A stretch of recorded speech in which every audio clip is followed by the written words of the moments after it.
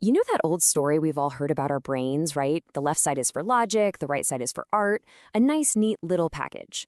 But what if that whole story isn't just wrong, but dangerously wrong? Well, that's where our story begins.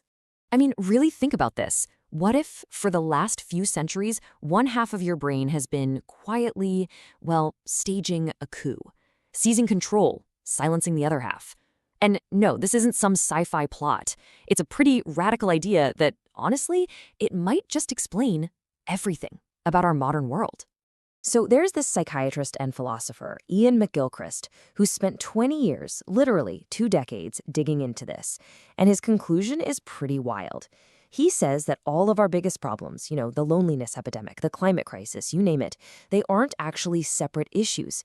He thinks they're all just symptoms of one single thing, a dangerous imbalance happening right inside our own heads. Okay, so to really get our heads around this, McGilchrist gives us this brilliant story, this metaphor. He says, stop thinking of your brain as two equal partners. Instead, picture it as a wise master and his very trusted emissary.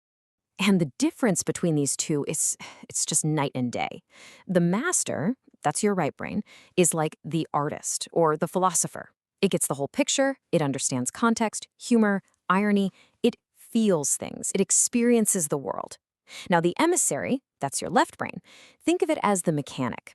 It is absolutely brilliant at breaking things down, seeing the individual parts, labeling everything, and dealing with pure logic. So to put it really simply, the master lives in the world, and the emissary figures out how to use it. Here's a great way to think about it. When you see a friend's face, your left brain, the emissary, sees the parts. It sees the features. 2 eyes, a nose, a mouth. It's just data. But it's your right brain, the master, that in an instant recognizes, oh, that's my friend. And you feel that immediate rush of connection, all the history and emotion you share. You see? One analyzes the data, but the other understands the meaning. Now, when things are working right, these two are in a perfect partnership, like a beautiful dance. The master leads, the emissary follows. But McGilchrist's whole point is that somewhere along the line, something went horribly, horribly wrong. The servant decided he knew better. So here's how the coup went down. The master sends his emissary out into the world to explore and bring back information. The emissary does his job perfectly. He comes back with this incredibly detailed, useful map of the world. But the map is so good, so clever, that the emissary falls completely in love with his own creation.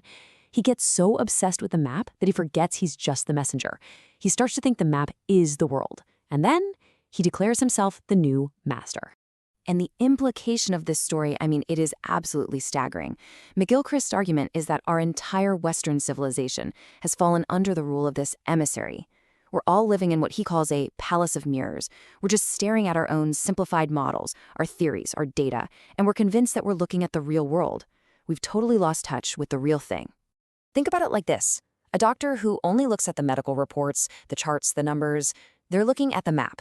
They're missing the territory.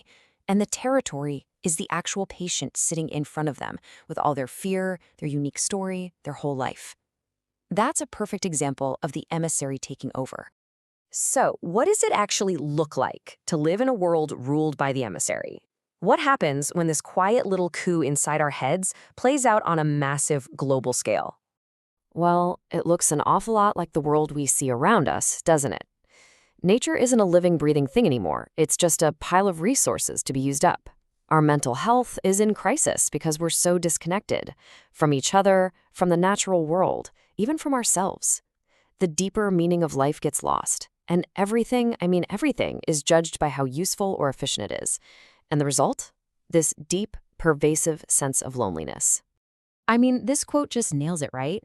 We are more connected than ever and also more alone than ever.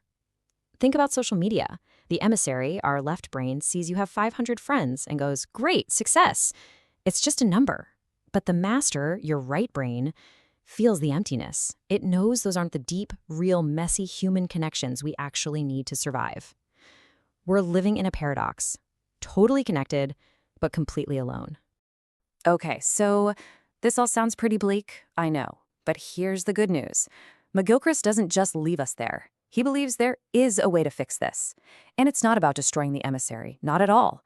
It's about restoring balance, and reminding him of his proper place. And this is so, so important. We absolutely need the emissary. The left brain is what gives us language, science, technology, all the amazing tools we use. It is a magnificent servant. The goal isn't to fire the servant. It's to gently and respectfully remind him that he is the servant and that it's time to reawaken the wisdom of the master. So how do we actually do that?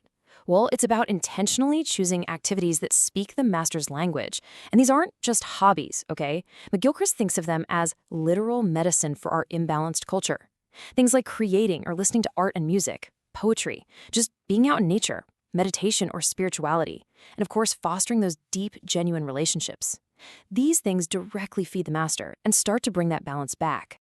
So here's a little challenge for you, a takeaway you can use today. The next time you have a big decision to make, sure, go ahead and make that pro and con list. Let the emissary do its brilliant job. But then, just stop and listen. Ask yourself, how does this actually feel? What's my gut telling me?